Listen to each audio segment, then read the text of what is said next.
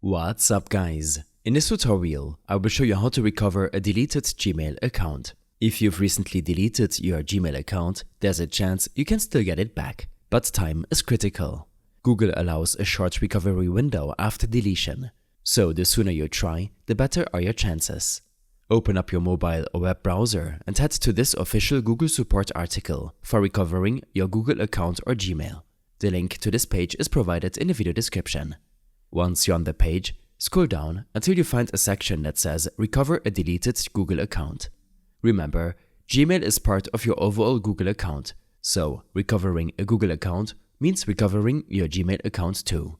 Now, click on a link that says Follow the steps to recover your account. This takes you to Google's account recovery page. Here, you'll need to enter the email address or phone number linked to the deleted account. After entering it, click Next. Click Next again if prompted. Now, Google will ask you to enter the password that was associated with the account before it was deleted. Type it in and hit Next.